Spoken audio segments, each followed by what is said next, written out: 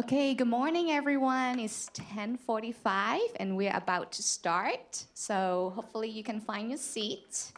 And I just want to quickly introduce our presenters for today. We've got Anne England here.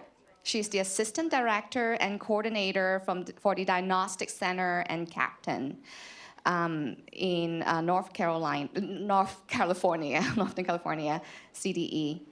She's the coordinator of the California Autism Professional Training and Information Network and oversees the Captain website and contributes to and oversees the online resource Ask a Specialist, ASD.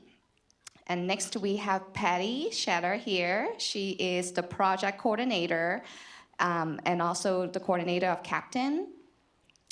Center for Excellence in Developmental Disabilities at the UC Davis Mind Institute.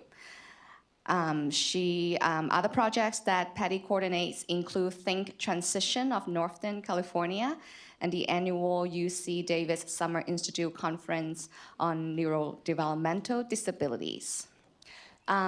We were going to have a Q&A at the end of the session around noon. And so if you have any questions that you would like to ask our presenters, please use the index cards on the table because this is also going to be a virtual session. So, for the audio purpose, it will be better for us to collect the questions, and then we will actually say the questions out here and have them answered. So if you have a question, write them on the index card, wave, and then I will come to collect them.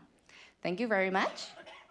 Thank you for that nice introduction. And hi, virtual people, wherever you are, all over California and other places. So we are so excited to be here, and thank you. Yes, I am the Assistant Director of the Diagnostic Center, Northern California. It's right down the road. Raise your hand if you're familiar with the Diagnostic Center.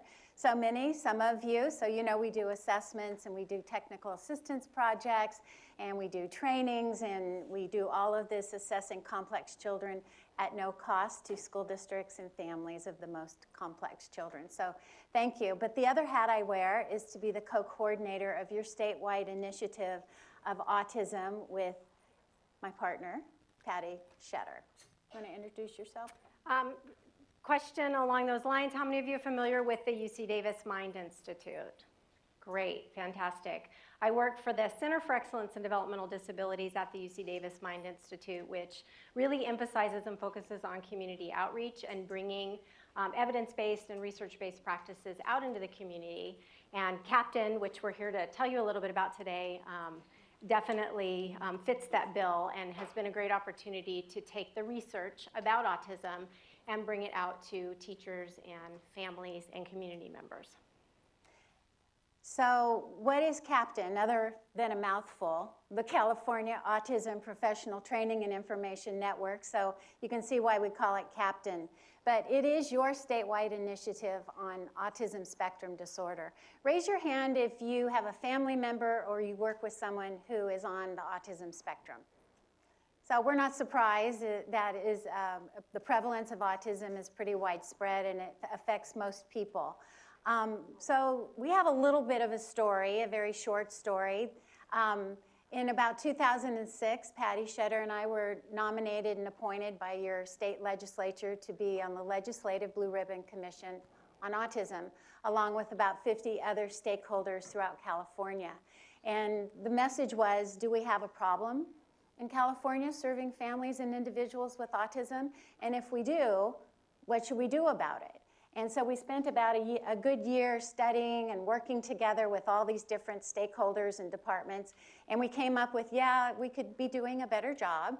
And here are our really awesome recommendations. And then it was just, that was the end. And we went, oh no, that report, we worked way too hard on that report. We want to actually make that recommendation and all of them into actionable items. We wanted to do that work. And so the next step was, oh, well, we're going to stay a group and we're going to call ourselves the Interagency Autism Planning Group for the state of California. And so we worked on that and we said, how are we going to make these recommendations, happen? And what ended up happening is we took the recommendations that we needed to know what the evidence-based practices are for autism. People needed to be trained in that in either pre-service for becoming educators or those who are already working out in the field. What are these evidence-based practices and research-based practices? How do we disseminate them so everybody else knows about them? And then how do we teach them about them so they can implement them with fidelity, meaning the way the research says they're effective, right? So we have to implement them the way the research says they are efficacious and will actually be effective and have good outcomes. And we also felt like we needed something called a clearinghouse. Where can everyone go to find out what these evidence-based practices are and these research-based practices? Because at the time, it was like people were Googling, like, autism, what should I do? And so those recommendations became kind of realized who was going to do what, where, and when. And then you want to talk about the OSEP grant that we received for 2 years. Well, the timing was fantastic because the National Professional Development Center for Autism Spectrum Disorders, which is an Office of Special Education funded technical assistance project, started to recruit for states who were interested in working with them on piloting a model for training and coaching and mentoring teachers in the use of the identified evidence-based practices. So we thought the timing was perfect that we would apply and see if we could leverage the resources of the MPDC with our interagency autism planning team and test this model in California. So we did that from 2010 to 2012 with just 6 demonstration sites, which for a lot of other states who were part of the MPDC project was a lot. I think it was every school in the state of Rhode Island. But in California, 6 schools was, well, not much. But we learned a great deal from that project and learned how to use the model in a variety of different contexts. High school all the way down to preschool, in rural communities, in urban communities. And we basically, from that point, made a plan for bringing that model and bringing those resources to scale in the state of California. And that's where Captain arose. And the network now has over 500 cadre members, and we'll show you how to find out who those people are, who basically are doing this work at a local level. Their job and their assignments are really to go into the communities and train people on the evidence-based practices and to provide coaching and support for how to use these practices in classrooms. Raise your hand if you're a Captain Cadre member in this room. I saw a few, so yay, thank you for coming and supporting us. We want to kind of explain what our goals are. One, as Patty said, is the systematic dissemination of what these evidence-based, research-based practices are. That's kind of very, very important to us. The second goal is to make sure the implementation and fidelity of implementation is carried out, but it actually happens in real classrooms with real students in the real world. And that's why we have all these 500 Captain Cadre. We always say it's not the Ann and Patty show, and it's not the Ann and Patty and the 22 members of our leadership team show.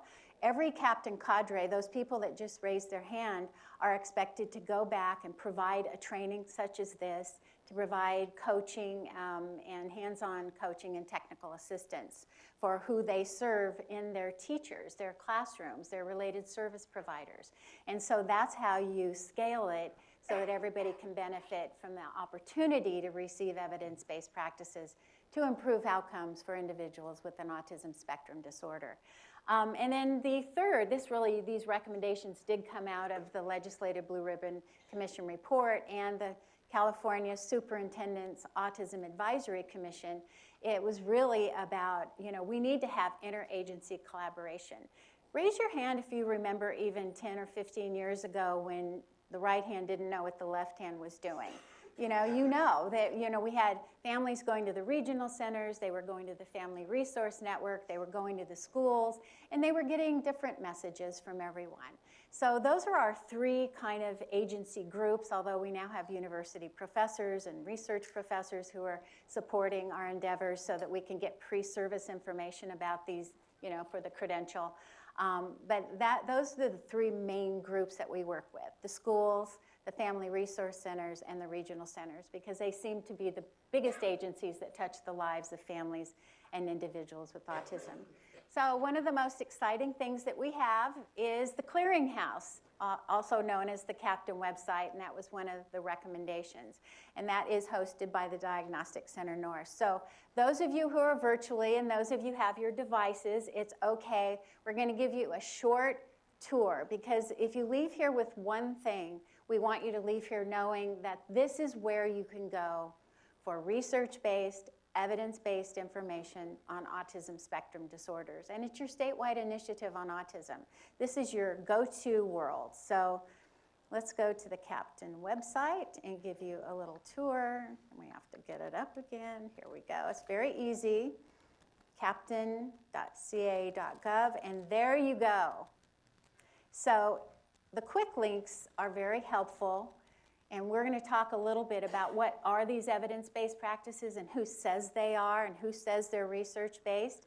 Well, in your quick links on the right side, you just click on this, and you can go to the National Professional Development Center on Autism, and you can look at all the reports and research that they have on that. So that's a quick link to there.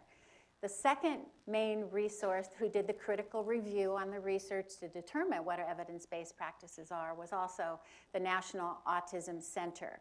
And right there you can see the national phase 2 report on what the critical review is. And we'll talk a little bit more about that. So today, at this point, we're really just showing you the resources here on the Captain website. The AFFIRM modules, Patty's going to talk about this in a minute. So you might say, well, now I know what the evidence-based practices are, but how do I know what they are really and how to implement them with fidelity? These are free online learning modules for all the evidence-based practices that are listed, and we have a quick link to that. And like I said, Patty's going to review that in just a minute. One thing is those of you who might be saying, well, I'm not a Captain Cadre. I don't get to go to that summit that they have every year with everybody and listen to the keynote speakers and benefit from the online learning. Everything we do with the Cadre is available to you online here. We've passed out the evidence-based practice chart. That's here for you to download. The training that we're going to give today is on here, what are evidence-based practices for autism, right here. You can look at that. It's actually also in Spanish. You can look at the hot topics. What were hot topics this year? There's a video on that. There's just all kinds of really good resources here that are very helpful to you.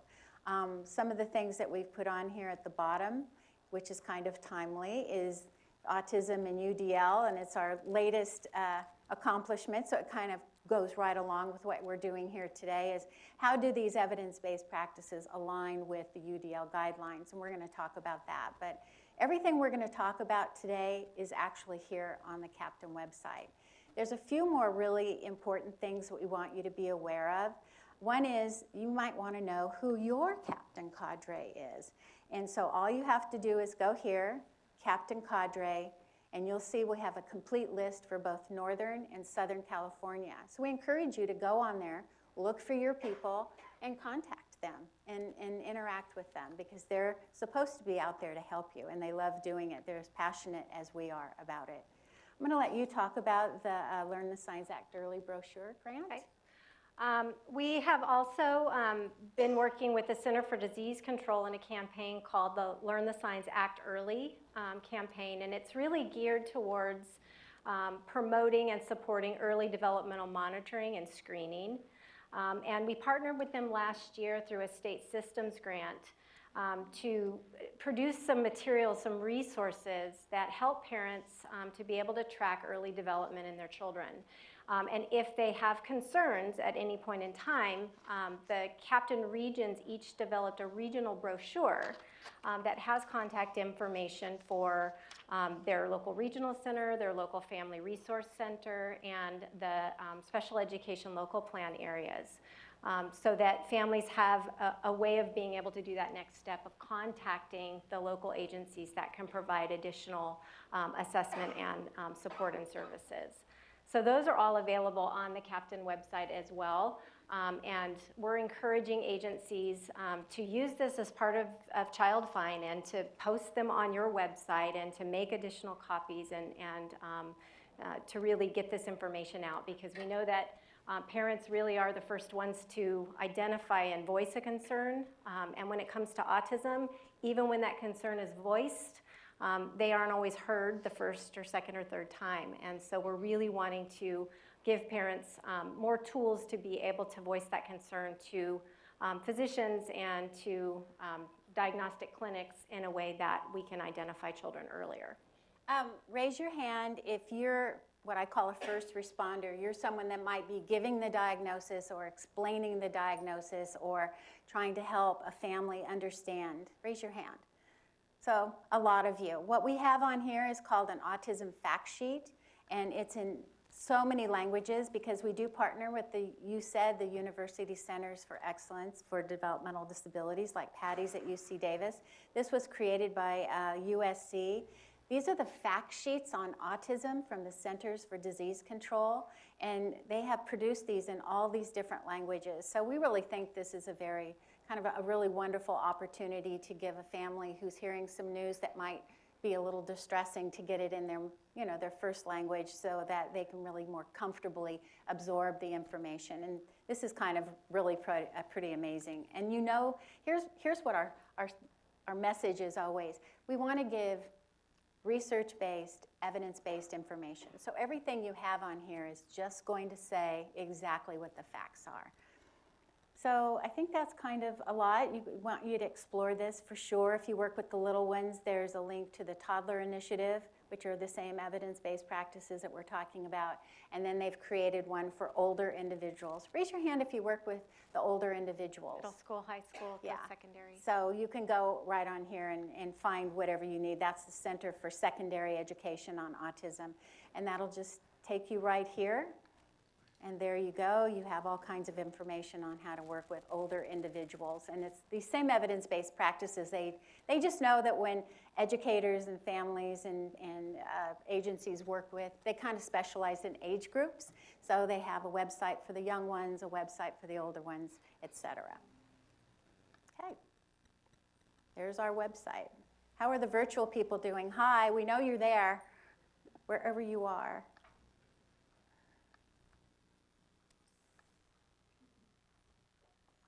All right, so clearly we filled a pretty large room with an interest in autism, and it's no surprise when you think about the current prevalence of autism.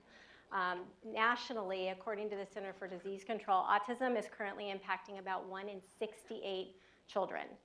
And any of you who have been in the field for a while have certainly felt this increase, and we know we're seeing more children who are affected by autism. The latest statistics in California, based on the number of children who qualify for special education services with autism as the primary disabling condition, we just topped the 100,000 mark. There are now over 104,000 identified students between preschool and age 22 who qualify for special education under that disability category of autism. And this slide basically just shows you that trend and what we've seen in terms of autism qualifying disabilities over the past 10 years or so. And it's continuing to increase very steadily year by year with the number of kids that we're serving. The unfortunate news, and I think the reason that we feel really excited to share this information in this venue, is we're not doing a fabulous job with including students who are affected by autism. There's a significant percentage of that 104,000 children who are spending more than 80% of their day outside of the general education context. And part of the reason is that we aren't yet sure how to integrate the effective practices in inclusive settings. So we want to share some information with you all today and, of course, dig deeper into some of these resources so that you'll know how to integrate these evidence-based practices into any context, but into the inclusive context so that these kids have a greater opportunity to experience that and succeed in full inclusion. The other key piece of information here that I think is really important when we're talking about access to general education is that there's a very high percentage of children affected by autism who have average to above average cognition.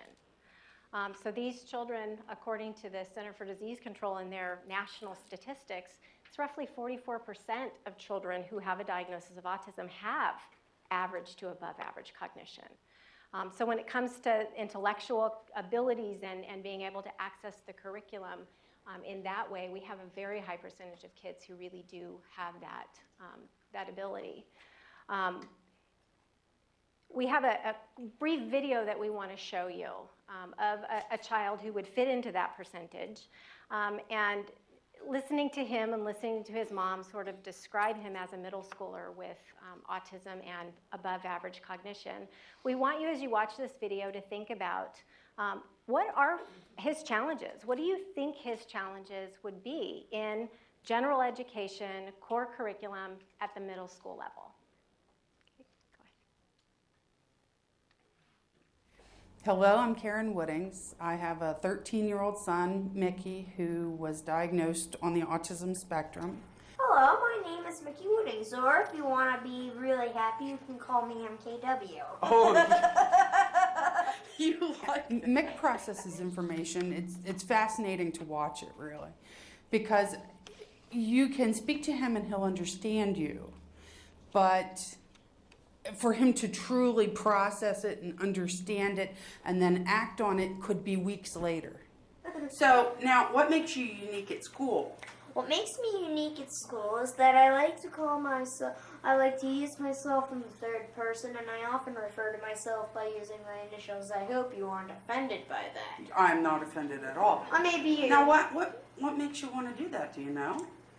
You know, Mom, I am sorry, I do not know. I've done that for like a couple of years now, and I still haven't figured. And I haven't really given it much thought as to why. He is a nice guy. He'll grow up to be a nice guy, but he'll be a very quirky guy, you know, and it affects everything. It affects not necessarily his ability to have friendships, but it doesn't mean the same thing to him. He wants to have friends, he just doesn't always know how to be a friend. You know, he wants to be smart, but he doesn't necessarily have the skills, the educational, the organizational skills to study and become smart. I've hypothesized that autism may have different effects on everyone. I think it's true. You know, I think I may be one of the most luckiest people. Why is that? Because I'm... How should I put this? Because I hardly get sick often, and it's very rare occasionally. Not very rare, but it's rare. Right. And, well, I suppose the only one bad thing about it is I have video game and computer game addiction from it. He will be all over that spectrum on any given day. So people can look at him and he'll speak to them and they'll think that, you know, well, here's a kid and he's functioning pretty well. You know, he can be, if he gets upset, he can be at the other end of the spectrum where he simply cannot verbalize anything, or his verbalization will be very inappropriate. It's not as simple as saying, oh, well, he's doing this, we have to stop it. Well, why is he doing that? And, you know, sometimes you have to look a little bit deeper with our kids than you would with any other typical kid in your class. All right, so that was Mickey. How many of you guys have had the opportunity to work with a student like Mickey? Yeah, he's pretty amazing.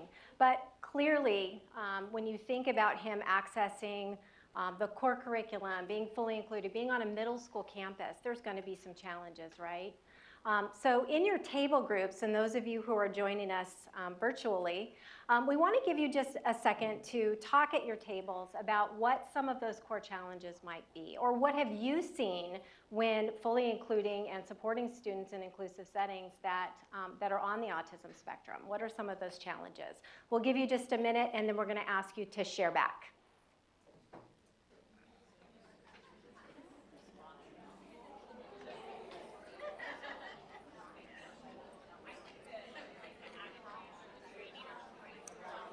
she said the virtual folks might share too.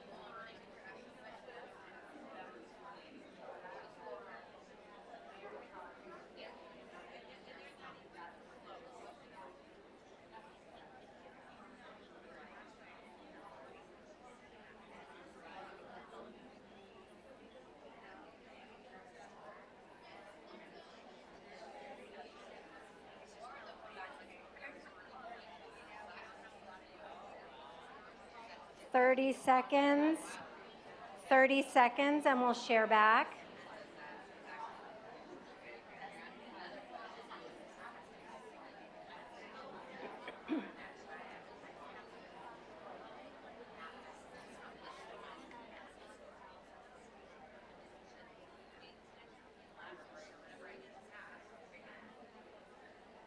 Ten, 9, 8, 7, 6, 5, 4, 3, 2, 1. Thank you. It's so easy when you're a room full of educators. Yes. Researchers don't quite get that prompt.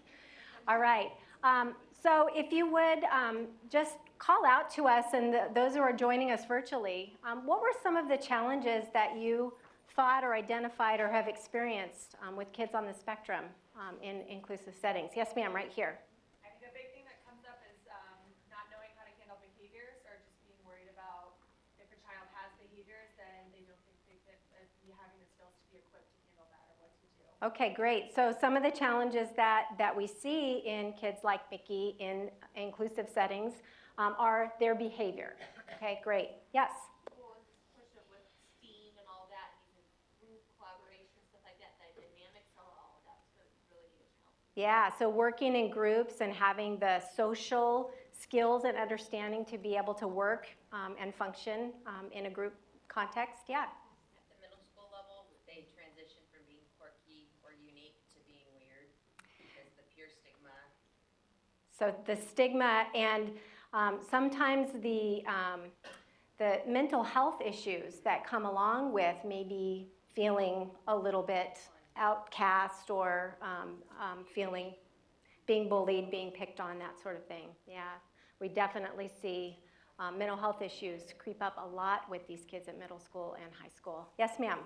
I have younger elementary where the impulsivity, because they're in their own little world, Mm-hmm. it's not, there's no malintent, but if I see that girl, I'm just going to grab it. If I see this, I'm just going to grab it. Yeah. And, people don't understand that there's no malintent for it, how to deal with that kind of impulsivity. Good. So as one of the behaviors that can be problematic is impulsivity and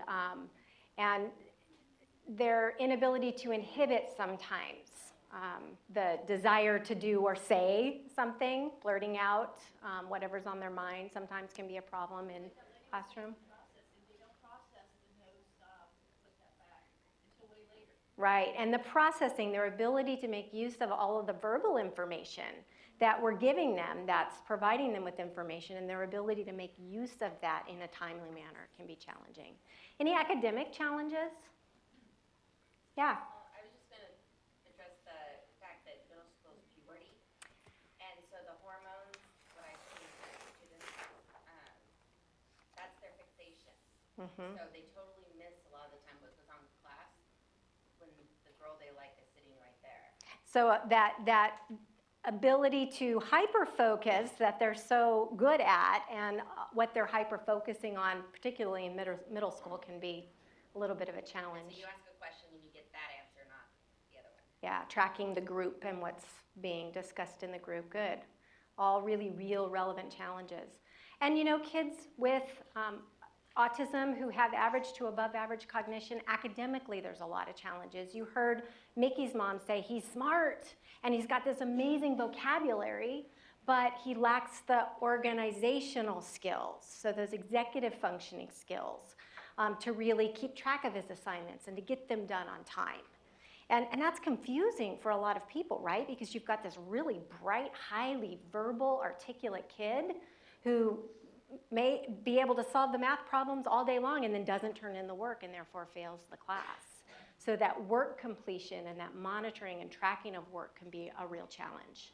Coupled with, a lot of times for kids on the autism spectrum, reading and decoding is not so much of a problem, but the comprehension, right, and being able to make use of the information, being able to consolidate it and really identify the main point or main idea, and really reading for meaning can be a real challenge. So lots of things that are present that present some challenges that we have to work out when we're supporting kids with autism in inclusive settings. We're going to come back to Mickey in an activity where we're going to show you how to use some of these resources in just a minute. But Anne's going to talk to you a little bit now about what we know and what to do when we're supporting kids with autism.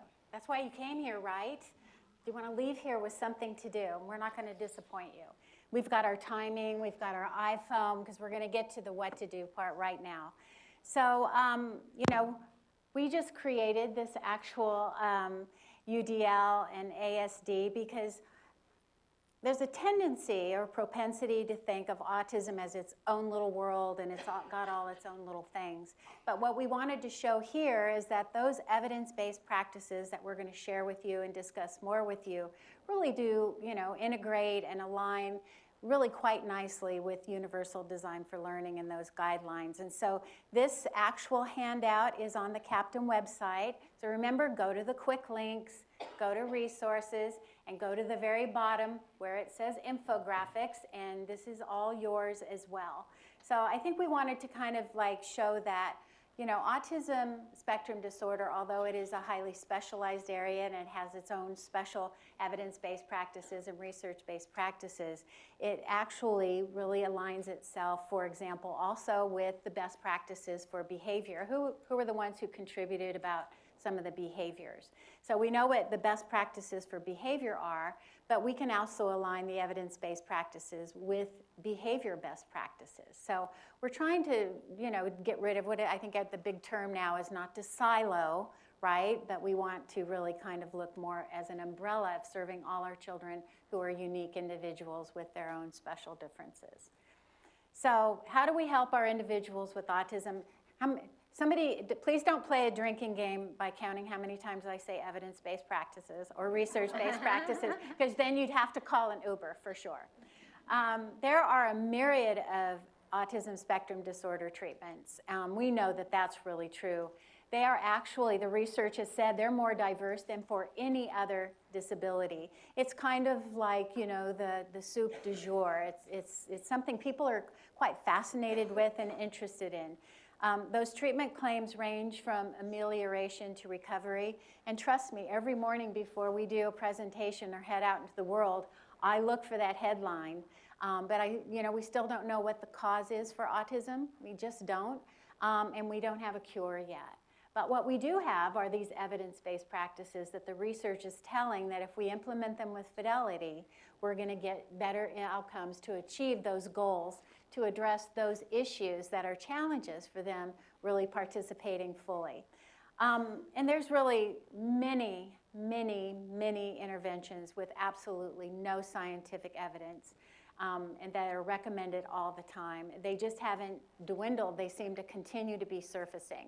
And so we're really committed to, as you know, the recommendations from the Blue Ribbon Commission says, and the Superintendent's Autism Advisory, is we really need to use evidence-based practices. And you guys know this is really true. It's in IDEA that we have to use those in our federal law. It's in our Ed Code. It's in the Every Student Succeeds Act. It's in the Lanterman Act for the regional centers. Every mandate and policy says we're supposed to use evidence-based practices. So it's not something we made up. We're just being in alignment and promoting and supporting that. This is just an example. If you were to Google autism treatment, look what I got on September 23rd, 2,470,000. That's just a lot. And I can guarantee you that most of them are not really evidence-based or research-based. So what do we do with evidence-based? What are they? Who says there are evidence-based, research-based practices? Well, briefly, the National Professional Development Center on Autism and the National Autism Center conducted a critical review of the research in peer-reviewed journal articles. And they said, this is what a good research article is. And they garnered the support of all kinds of people all over the United States from different backgrounds, professional. And they said, let's look at from starting in 1957, because it hadn't been done before, all the way up until at that time it was about 2010. Since then, there's been a second critical review, and then another one will be coming out this winter as well in 2018. But they took all the literature in the peer-reviewed journal articles. They said, this is good research. Does it meet the criteria? And lo and behold, we end up with the MPDC saying there are actually 27, not 2,473,000, focused interventions that have substantial evidence for effectiveness in promoting positive outcomes for learners with autism spectrum disorder.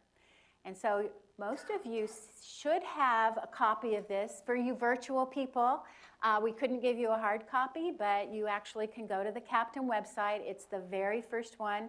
Go to the quick links, go to resources, and the very first one. We have this in English, Spanish, and German. We just have someone who speaks German who says, I'll put it in German. So eventually we'll have it in all languages. So Patty's going to kind of go over and review this, and then we're going to use them and apply them to coming up with solutions and evidence-based practices for these challenges you just mentioned. All right, so I want to explain to you and then give you an opportunity to actually use this chart. Because this is sort of the starting point. When you have a student that you're working with and you identify a particular goal area or area that they're challenged by, and you want to figure out ways of supporting them, this is a place that you can go to sort of make some preliminary decisions. And so this chart on the left-hand side has a very brief definition of each of those 27 interventions or targeted practices that were found to be effective for individuals with autism. Across the top, you'll see that they've defined these different domains. So social communication and behavior, and those are the core impairments or impacts of autism. Joint attention, play, cognition, school readiness, academics, motor, adaptive, vocational, and mental health. Those are all of the domains that have been looked at. Below that, then you'll see those numbers, and that really represents the age groups. So 0 to 5, 6 to 14 years, 15 to 22 years. Now, if you see a highlight next to that practice under a particular domain, that means that there was substantial research to support that that practice had an impact on that skill area or domain for that age group. So anything in green, or chartreuse, I think that's called, those have been shown to be effective for the 0 to 5 age group. Anything that's highlighted in yellow, those have been shown to be effective with that elementary, middle school, early high school age group. And then anything that's highlighted in blue has been shown to be effective for the 15 to 22-year-old age group under those particular domains, okay? So we've got 27 evidence-based practices, and depending on the area that you're looking at or needing support with, you've got a multitude of options. Knowing what those practices are, knowing whether or not they've been supported with the age group that you're working with, and then being able to then start to learn more about or match the intervention with your individual student is sort of the process. So let's think about, and we're going to give you an opportunity to use this just briefly with our friend Mickey. Mickey is 13 years old, and you identified that there seemed to be some challenges and struggles with social. Okay, so if you look at this chart, you're going to be looking under the social domain, that's that first big column, and you're going to be looking for anything highlighted in yellow. Okay, do you see where those are? All of those are strategies, techniques, practices that have been shown to work and be effective for addressing social challenges in Mickey's age group. Okay? Now, what about behavior? Take a look at the chart and look for Mickey's age group and turn to the person next to you and tell them a practice that you see that maybe you have some familiarity with that could be effective for addressing behavior.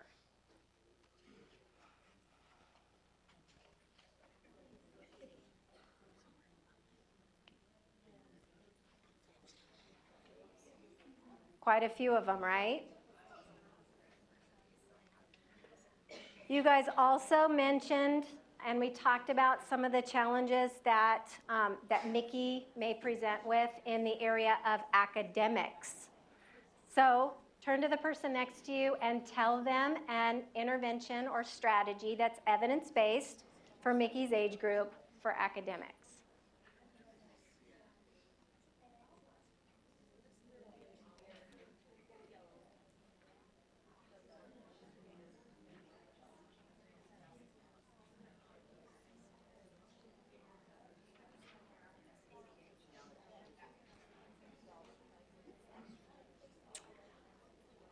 All right.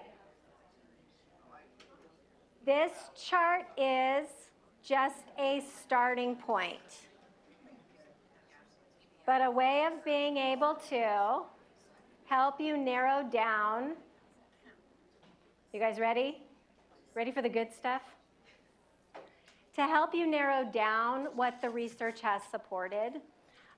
And you know, when it comes to making decisions based on individual students, there's a lot of factors to consider. One of them is your own personal knowledge of a particular practice. The other might be the fit that it has with the student and the context. And so we can't say that there's a one-size-fits-all, or this is the best practice that you should use if you have a 13-year-old with autism and they're struggling with behavior. It's going to really be based on individual fit. The AFFIRM modules that we're going to show you has a really excellent training module on how to assess fit and how to determine fit and some of the things that you want to consider. So this chart is available on the Captain website, right there under the Captain resources for you guys to take a look at. So how many of you guys saw some evidence-based practices on that chart that looked pretty interesting to you that maybe you aren't yet familiar with? Okay, quite a few of them, right? I'm still familiarizing myself with some of them on there. Knowing what they are doesn't automatically translate into knowing what to do. So the next amazing resource that we are so fortunate to have access to is called the AFFIRM modules, and that stands for Autism Focused Intervention Resource and Modules. And this was funded through Office of Special Education Programs grant. The National Professional Development Center, once they identified these practices, then developed these really high quality online learning modules for the 27 evidence-based practices. Now, all 27 of them aren't currently up and running, but they should be within the next few months. They've been adding them as they've been able to develop them. At this point, I think there's 21 of the 27 of those practices have its own online AFFIRM learning module. Now, when you go to the AFFIRM learning modules, you do have to register. It's going to ask you some basic information. It's going to ask you to establish a login and a password, partly because they want to know who's using these resources and which of these resources people are using the most. So that's their way of being able to collect data, but I promise you they won't barrage you with a bunch of emails and information that you won't find useful. It doesn't cost anything. It's completely free. And anyone who wants to use these, who has internet access can register and make use of them.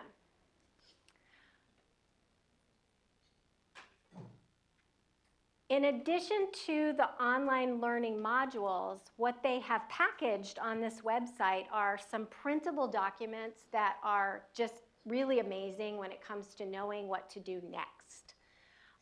If you go onto the AFFIRM resources once you're logged in, you have the ability to go to the documents that they have. One of the documents is the evidence base. So it tells you the original research articles that were used to be able to substantiate the claim that it's an evidence-based practice. There's also something called an implementation checklist. I kind of refer to this as the recipe. It's a step-by-step guide for how to actually use that particular practice. So after you've taken the training module and you have a good idea of what the practice is and what it looks like, because there are videos embedded, then you go to those print resources and print out the implementation checklists, and it gives you basically all of the components for how to use it. The other great thing that you'll find in the documents is a parent's guide, and it's written in plain language, in simple terms, to explain to the parent what the practice is and what they might be able to use it for. There also is a professional standards that links it to the professional standards for teachers, tips sheets for professionals, as well as many usable data forms for monitoring the implementation and the progress that the student is making when you're using the evidence-based practice. So it's all there. It's all there for you, and it's all free. One of the other things that you can do when you take these modules or when you take them back for staff development, there's an option for a certificate. So you can take the module just for information, and you can click around and browse through, or you can select that you want to take it for a certificate. And that certificate means you have to complete the whole module, and you have to pass the test at the end of the module. But when you do that, then you're able to download a document that shows how many hours that you completed of professional learning and the name of the module that you completed successfully. So a great way to be able to integrate technology into professional learning and professional development. And if your districts and your agencies allow for that kind of independent study, this is a really great way to get it. And I can tell you that para-educators and support staff, this is an amazing way to be able to get them professional development that's much needed, that isn't always available to them. Anne mentioned earlier a couple of other resources. If you're working with the toddlers, they have their own page, and lots of resources that you'll find there for working with younger kids. And then the resources for older individuals with ASD. This is specifically for that high school age group, and they have some amazing video examples of practices being used with high school students and young adults on the autism spectrum, so that teachers can see that, yeah, it actually works with the older kids too.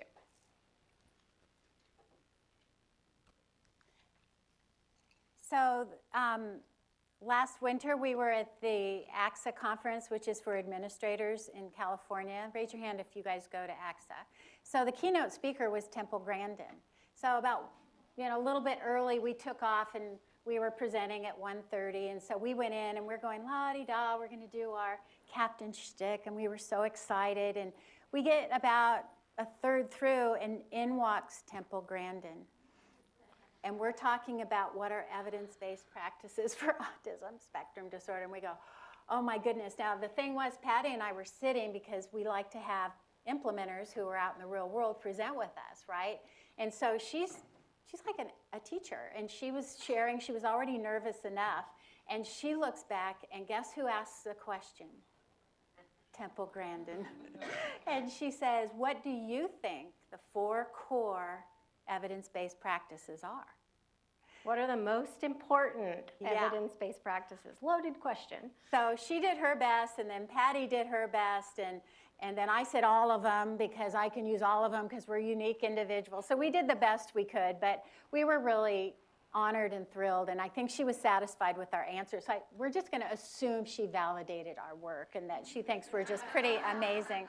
And if you go to our Facebook page, we have a picture of her there because we were just see about this much of her, but it's her. And Patty and I walked out and we go, Temple Grandin came to ours. She could have chosen any of the ones that were there. So we were thrilled. So trust me, I don't think I'm all that. I still get, shaky knees when I see, experts in our field. But today, we can't go over all 27 with you, and we do think they're all amazing, and already I can see about 10 that can be used for Mickey.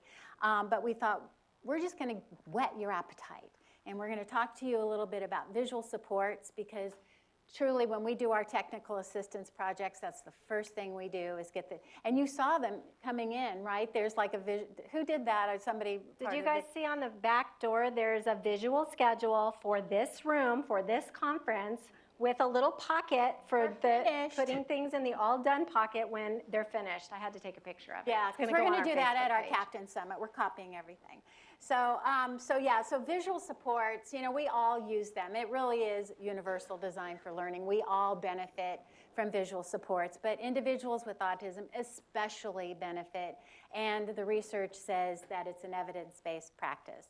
And a visual support can be defined as this. It includes all kinds of things that are visual. So we just wanted to kind of show you some examples that work in a whole classroom for all the students. We always love that one particular graphic where, not everybody can see through the fence, and then we adjust the boxes. But some of the things we're going to show you today is, remember the final on the graphic was that there was just a see-through fence so that everybody could do that. So we know in elementary classrooms, what are one of the things we teach our students to do? Line up to go to lunch, line up to go to recess. So it's kind of tough for all of our kids. It's especially tough for our kids with autism because unstructured and where do I go and what are my boundaries. So these are just some visual examples of how to support an individual in a general ed classroom. And it's a visual support that's good for all students. So yes, raise your hand. Is that your classroom? We take pictures where we go. We gave our PowerPoint to the Inclusion Collaborative, so it should be on their website. Yep. It's on the app. It's on the app. What's app? This is another visual support. So we, the beauty of working with Captain is we have, a collaborative, and our executive leadership team is pretty amazing. And Kathy Wyman, who is an inclusion specialist up in Chico, she keeps sending us photos. Look what I just saw in a classroom. And so this was a third grade class, but these were clocks for all the kids. So you can kind of see right here, this is for this recess, this is for lunch, and so she has all the clocks, but it's for all the kids. It's not just our kid with autism who has his own little clock and everything. So, it's really kind of leaning toward that. It's universal visual supports for all the kids in the classroom, so we're not kind of targeting the kids who especially need something. Again, this is another one she sent to us in a general ed classroom. That was for all the students. These are signals that they give. One is for the bathroom, 2, I need to get a drink. I guess they have to ask the teacher for permission to get a tissue or whatever. I was the kind of kid that I would be going, 1, okay, now I'm going to use 3. I was always busy. I always talked too much in class. I've always wanted to go back to my reunion and tell my teachers, do you know I talk for a living? And you were always getting mad at me. So anyway, visual supports for general ed classes for all students. This is another one. How do you organize your desk? So you guys talked about Mickey, and the mother even said, he has organizational difficulties. But this is just a nice way. It's kind of up on the board. You can see she's kind of affixed it to the wall so it's kind of sticking out. But this is how we do our desk. So we don't just have to do it for Mickey. We put it up for all the kids as a visual support for everyone. You were going to talk about the binders. How many of you guys have your own teenage children or have lived through that? Yeah, I have a 14 and a 16-year-old at home, and they're boys. And how many times have you gone to try to find something, or they've gone to try to find something in their backpack and forget about it, right? Everything's just shoved in there, and you find things from 6 months ago. So organizational challenges for especially that age group are pretty universal, right? But tend to be particularly challenging for students on the autism spectrum. So color coding is a very simple visual support that can be incredibly helpful to have a particular color folder or binder or tab that correlates to each of the classes. And the book cover matches. So everything that's red is history, everything that's green is science, everything that's yellow is math. And providing that external structure and visual support to establish routines that can then be helpful to all students. So this is an example of that, as well as the issue that a lot of teenagers and particularly kids on the autism spectrum can have with keeping track of what's to do and what's finished. And setting up simple systems and structures like the inside of the folder has a to-do side and a finished side can be incredibly effective at helping with work production and organization. The other thing with visual supports, and we know that a lot of people use them, we use them in our everyday lives, but they tend to be a necessity for kids with autism and a lot of other kids that don't process auditory information at the rate that everyone else does. But establishing routines and dedicating and carving out time to be able to do those organizational routines is also equally important. Writing something on the board and expecting a student to copy it into a planner without providing the time for copying it into the planner can present a lot of challenges. So we always encourage, if you're going to use a visual support, remember you need to teach it. And remember that you need to allow the time that's necessary for the routines to be incorporated into the classroom. So this is an example of a structured visual support put in place by a middle school teacher, writing the assignments on the board, and then an established routine at the end of the day where she ends instruction 5 minutes early for all students to copy it into their planner and gather the needed materials before they leave for the day. The assumption that kids know all the parts and pieces of different complex routines and tasks is something else that we have to be really mindful of. And a visual support that breaks things down into sequenced steps can be a godsend for a lot of learners. And kids with autism really benefit when we take things and break them down into pieces for them. And these are some examples of visual supports that break down different activities and different tasks into segmented parts and pieces. The other evidence-based practice that we wanted to wet your whistle a little bit with today is an evidence-based practice called self-management and self-monitoring. And this one, I think, and Mickey is a prime example of this, something that most kids acquire automatically just by being in the world has to be systematically taught a lot of times to kids on the autism spectrum. And self-monitoring and self-management is a really incredible technique and strategy for being able to teach them how to be aware of their own behaviors. And once they're aware of their own behaviors, then they can learn to inhibit those behaviors. But a lot of times our kids aren't even aware that they're doing something. So the procedure and the process for teaching self-monitoring is a stepwise process. And these are some of the components of it. The first piece is teaching the student to discriminate when they're doing it versus when they're not doing it. You might say to them all the time, you can't blurt out in class. But what is a blurt out in class? What does it actually look like? Can they discriminate between blurting and not blurting?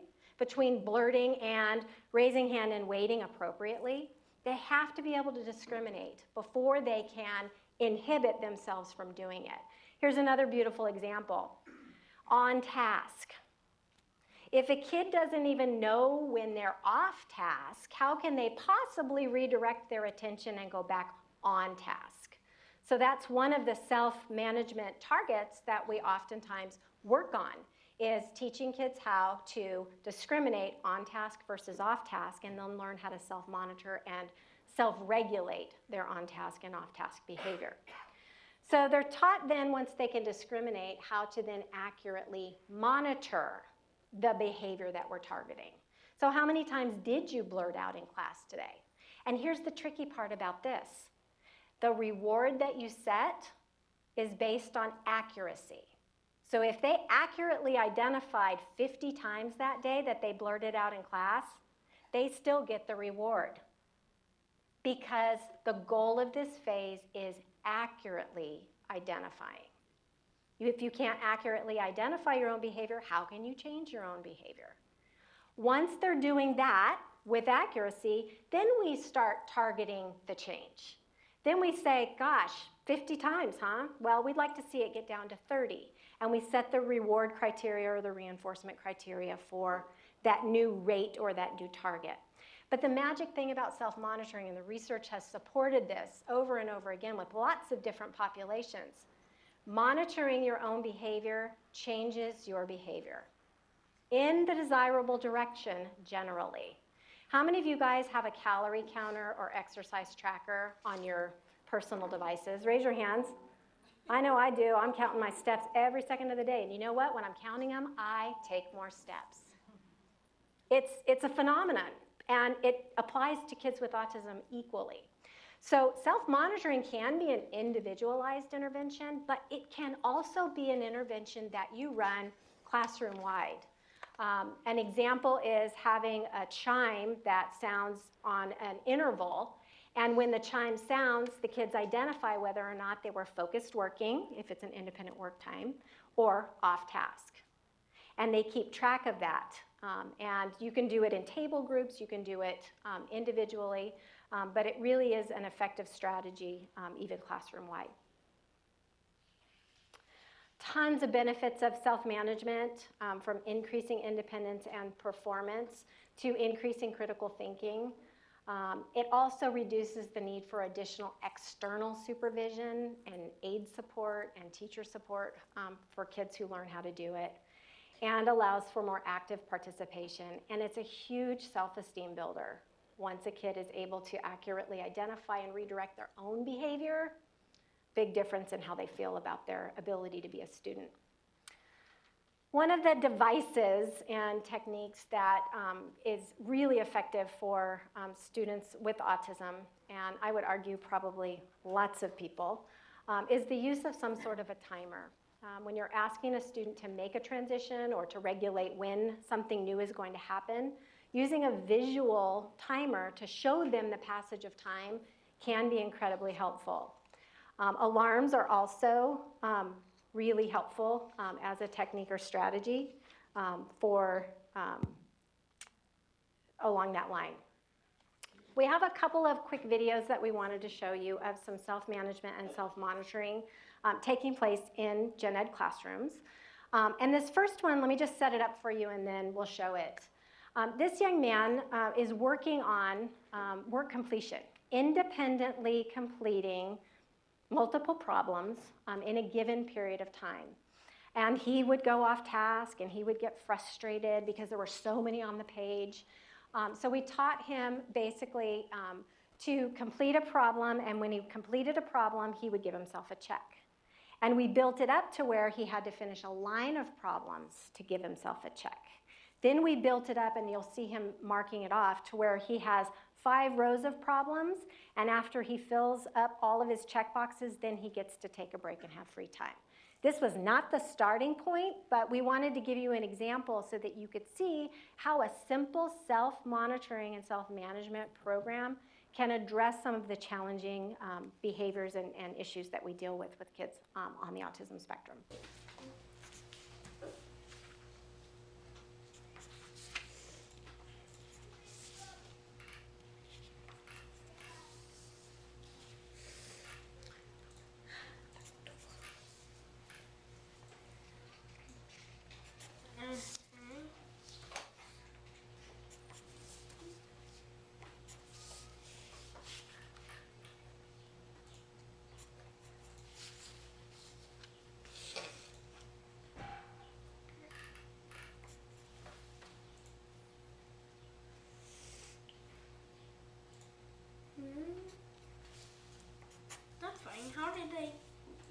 same ones close together. Do they use the same numbers? Yes.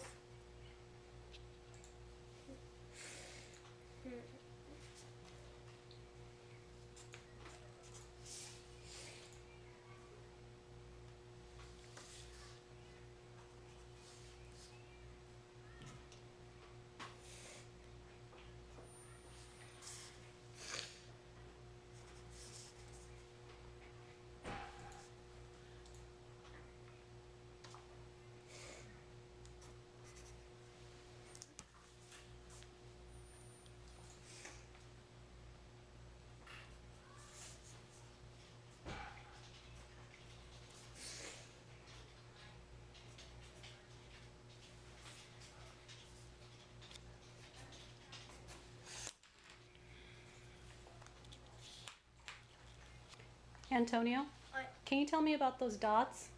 What happens in this paper? When you reach the dots, you'll make a check, Mm-hmm. And then what? and then you have free time. Awesome. Yay. Did you get how many check marks did you get? 5. So what do you get now? Free time. Yay. Thank you.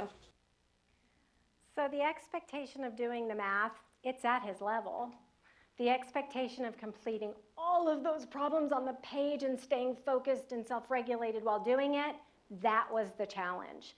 So adding the visual supports, the dots, and the first then, and the self-management program of you get to put a check when you complete a line, helped him to stay engaged and to stay on task and to stay focused to be able to complete the amount of work. Did you notice on that worksheet the last 2 lines were crossed off? What do you think is going to happen next? Going to add another box for a check and add another dot. And being able to increase his work ethic, being able to increase his tolerance for increasing amounts of work, and teaching him how to stay calm and regulated to get through it, that's really the goal and really the challenge that we face with a lot of our students, right? So this can be really effective. Another example here, it's reading time, but what are the expectations? So breaking it down and allowing the student to check it off as they complete it can be incredibly powerful. And I have a question and a confession. How many of you guys make yourselves checklists, to-do lists? Yeah, right? This is a real world strategy. It's something that we find incredibly helpful. Here's my confession. Sometimes I put things on my to-do list that I've already done, just so I can check it off. And you know what I figured out about that? I tend to do that more when I'm feeling like I'm not accomplishing much, right? So it's a way of self-regulating, of sort of going back and making sure that I'm feeling better about what I have been able to accomplish. But I tell you, I couldn't get through my week without my checklist and without my to-do list. With these types of strategies, a lot of times we start them, we create them for the student, but the process should be that eventually they're learning to make them for themselves, or they're advocating for them and asking for the support. Hey, I really do better when I'm given a visual checklist or when I'm given the steps of a task in writing. Would you be able to provide that accommodation for me? So we often see individuals with autism are given a daily schedule that they take around, but once they get into the math class or the reading class, then what they say is he needs help because he doesn't know what to do, so we need another adult in here to support this. And I'm not talking about that, but the thing is if they have this dry erase board really quickly, what is it you need to do? Because planning ahead is really tough, right? I mean, the fantasy is, Sunday night, the teacher and you all collaborate on exactly. Sometimes it's just quick, and that could be the role of the instructional support aide. Goes in, makes sure that this student's work is done, it gets on the thing, they back away, and the student uses the dry erase board as their checklist of, now I'm in reading, now this is what I'm supposed to do. So what we want to do is develop independence and decrease prompt dependence, because we know both the verbal, but mostly the verbal prompt is the hardest prompt to get rid of. And so what we want to do is use all these visual supports and these self-management techniques so they can learn to self-monitor and self-manage themselves and not need a personal assistant unless it's absolutely necessary. So using these strategies does change the role of the support staff. from doing it for them or providing constant verbal prompting and reinforcement to setting up the systems, making sure the student knows how to use them, making sure they're being accurate with them, and then backing out. So it's a temporary use of staff and a temporary use of support until the student learns to develop and use the system independently. So you guys mentioned behavior.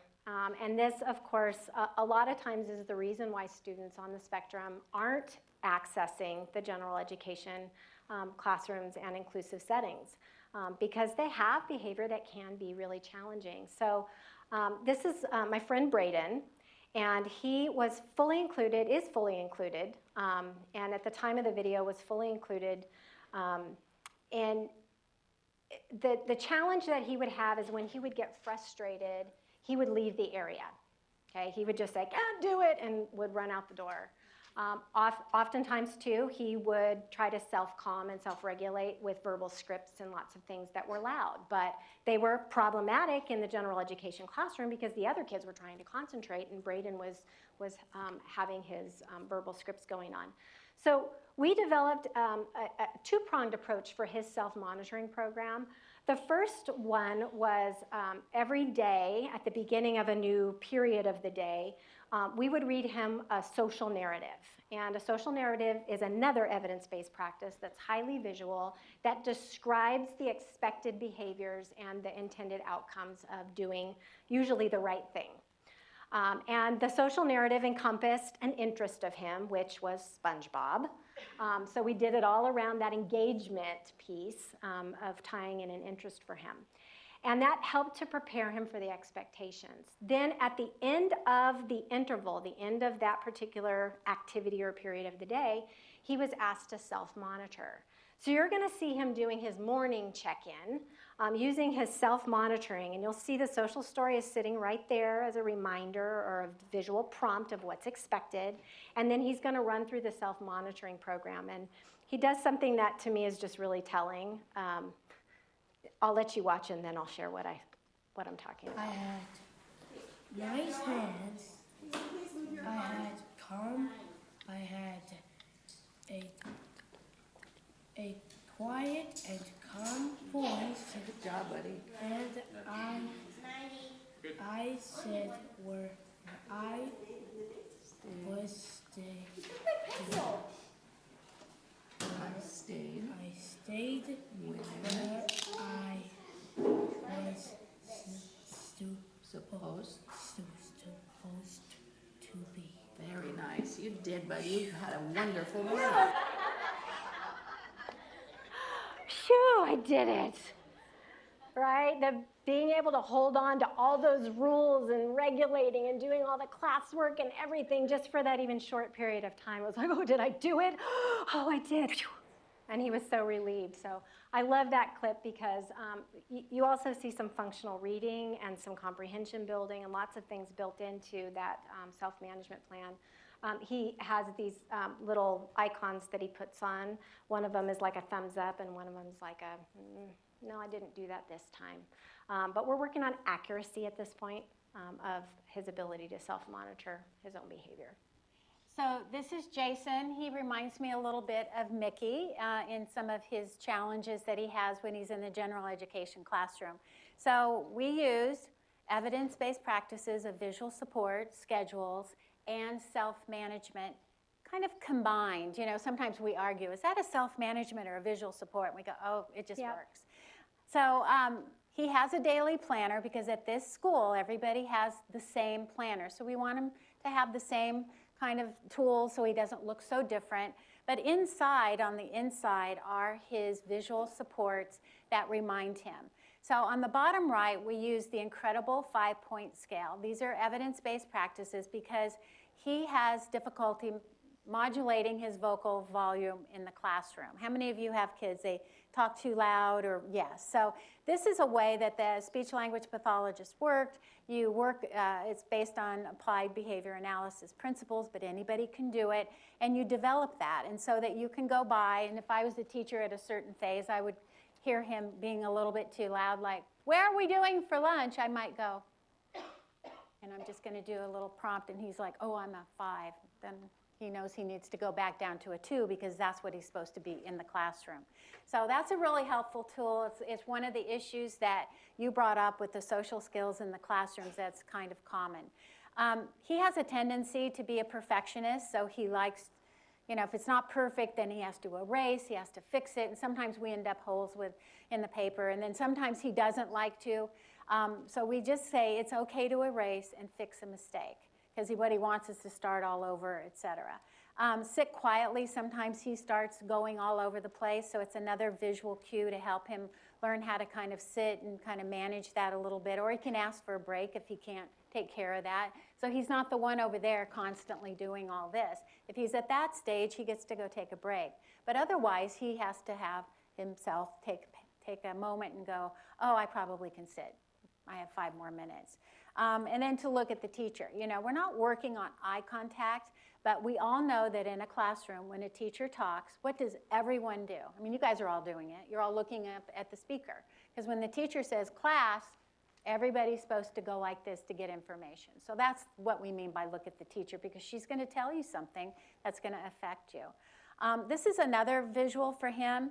Raise your hand to ask for a break or comment on changes in routines. So that's the same as what Mickey was doing, kind of blurting out in class. So he would go, I need to take a break, or, you know, you're not on the schedule and we're not having, you know, so he wants to announce to everyone. But again, this is another self-management technique. We're working on the blurting out and saying things out loud and trying to kind of take care of that. So that's his visual cue. So we're at the stage of prompting now where we kind of just go like that, and then he's like, oh, got it, yeah, right. Or we can make sure that it's out on his desk and that he's reviewed those before he goes into the class, so he has a heightened awareness. This is Brady. He's just a little guy who in circle, you know, he's just loud and he needs to learn to raise his hand to ask for help instead of blurting it out, you know, kind of learning those, what we call the hidden curriculum in classrooms, that our individuals need to have visual supports.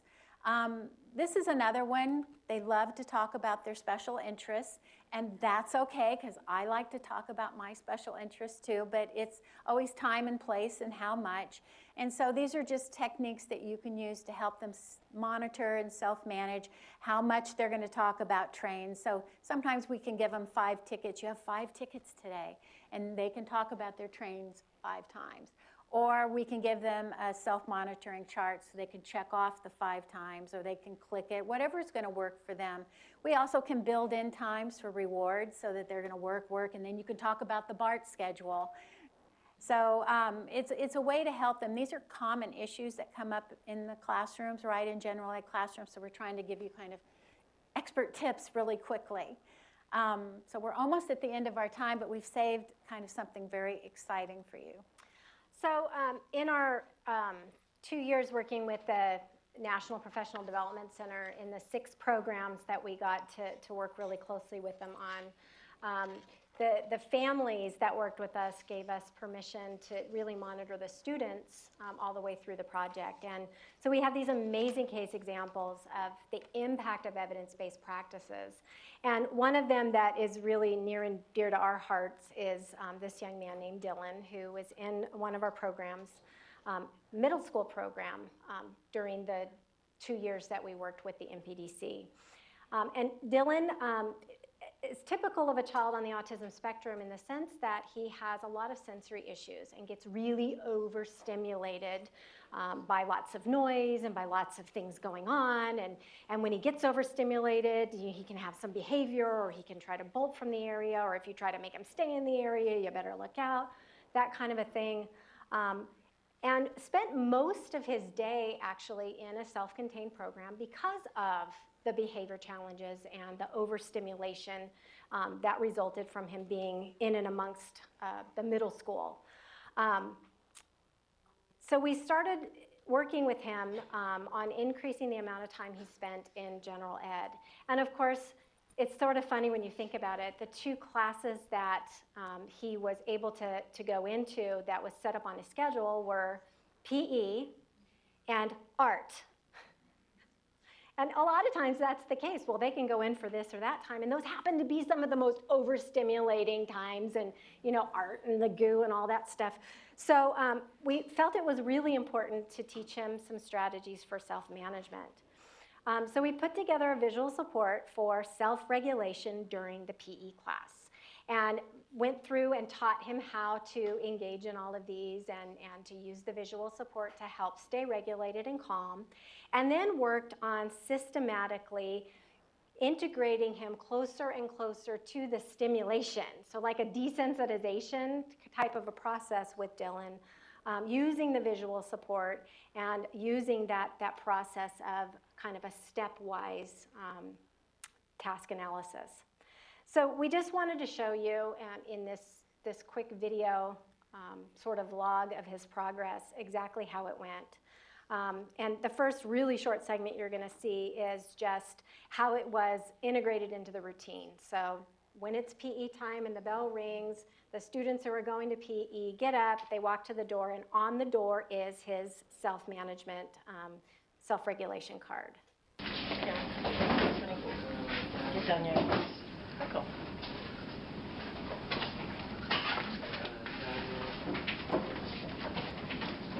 All right, here we go.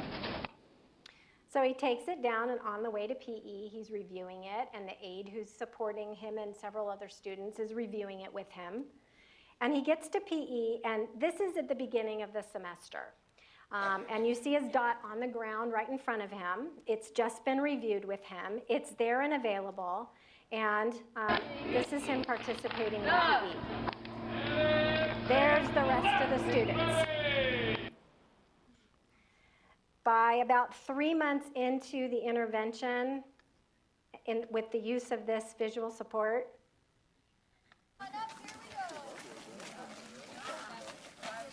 that's him leading the group. Exercise. 1, 2, 3. 1, 2, 3. 1, 2, 3. 4. Yay, Dylan. Together, stride to the right. Ready, go.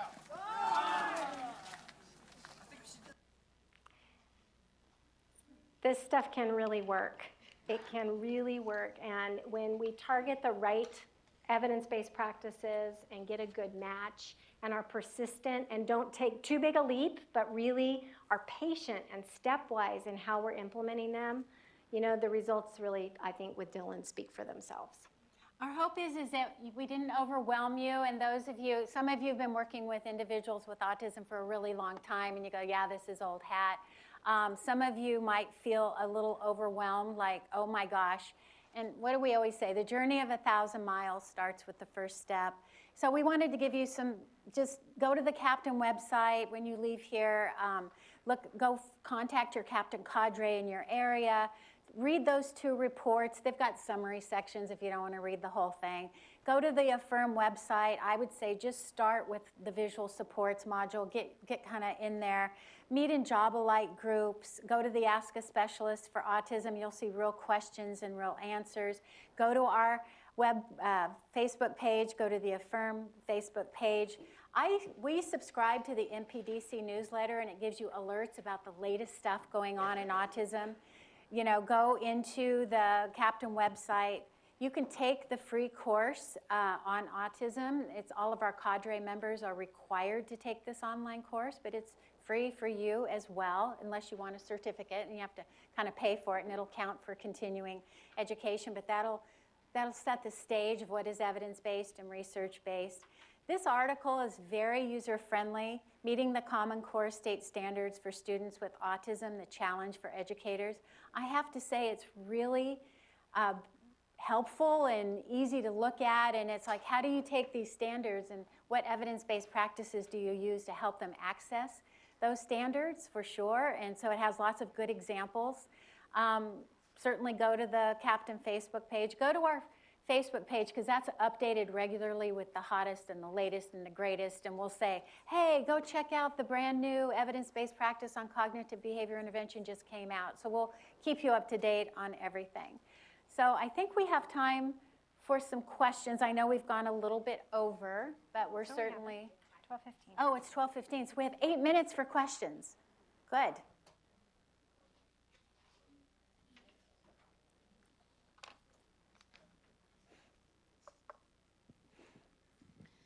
Hi. My question is on self-monitoring.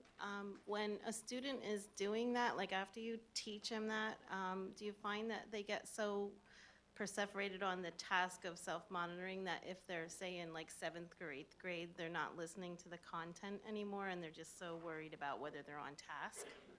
So we're supposed to repeat the question virtually, and Patty can answer it. But the question is, for all you virtual people, and don't forget to send in your questions. I don't know where I'm supposed to be looking, but hi. The question was, when you're teaching self-management and self-monitoring, is there a potential for an individual with autism to become over-focused on doing that rather than the task that they're supposed to be doing? So. Well, I think there's the potential with any of these for it to go wrong with any individual. And that's where really doing the selection comes into play. A lot of times it comes down to the device or the way that you're having them track or monitor their own behavior. And sometimes it has to do with us not moving fast enough. So they can get certainly very rigid with a particular routine or program, and we have to know that and keep it moving to the point where they don't get stuck. But the great thing about these practices is if you try one and you've done your due diligence doing it the way it's supposed to be done, and it's not going the way you want it to, chances are if you go back to that chart, there's another one that you can pull out and work with and attempt and try to be able to address that same issue and that same challenge. So, I would say it's going to come down to the individual and really working the strategy to adapt to them. And then if you've given it a good try and are not seeing the kind of results you want, back to the drawing board. And sometimes what I do on that, because you saw there was a reinforcer, like when I get all this monitoring done, I get something really good. You might want to relook at whether that was, it sounds like it was less motivating than making the check mark. So maybe you need to start looking at what they're working for needs to be of higher value and meaning to them. But that's what we do, is we try to implement stuff and you go, oh, that didn't really work. Did we do it right? We go to the implementation checklist. Okay, we have all the steps there. Maybe it wasn't the right one. Let's try another one. So that's where your professional expertise comes into play too. Good question. Yeah, good question. Any other questions? Or are you just hungry for lunch? People are going, I hope they don't ask questions. I can smell the food. Any virtual questions?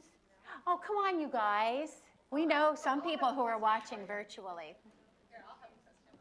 Oh, you have a question. Yeah, so these are wonderful strategies that can work for so many different kinds of kids. So I was thinking of especially children with ADHD, the timer, the visual supports, and the self-monitoring are great for kids with ADHD, or boys who are in their teenage years. Yes, indeed. Yeah, and the research based on some of these techniques with other disability categories, ADHD self-monitoring is an evidence-based approach. So we have the research that supports it with autism, but it doesn't mean it's not good for lots of learners. And a lot of these, if you put it under that universal design for learning umbrella, are good for all learners. So figuring out how to integrate them. We would be absolutely remiss if we didn't end the presentation by thanking our captain leadership team. These individuals you see pictured here work tirelessly on top of their typical day jobs to keep this network together and to develop the resources and to post things on Facebook and to really contribute to the work that we're doing here in California. As well as our 500 cadre members who, in addition to their regular day jobs, are going out and doing training and coaching and supporting teachers and paraprofessionals and families out in the communities. This really takes a village the size of California, to be able to get these practices out and in practice. And we know we still have a lot of work to do, but hopefully you found the resources that we've shared with you today useful and will do us a favor and share the information and pass it along as well. Thank you. Thank you. And on behalf of Inclusion Collaborative, we really thank you, Anne and Patty, for giving us so much valuable information that we have a lot of homework to do when we go home. Thank you. So lunch is ready at the cafeteria. Lunchtime is from now till 1 o'clock. At 1, we'll be back here for our keynote. We do have 320 attendees today, and there's only 175 seats here. So you might want to come back early if you wanted to get a seat to get the live presentation. If not, we also have 3 overflow rooms that are available for virtual. So enjoy your lunch, and we'll see you at 1 o'clock. Thank you. Oh, good.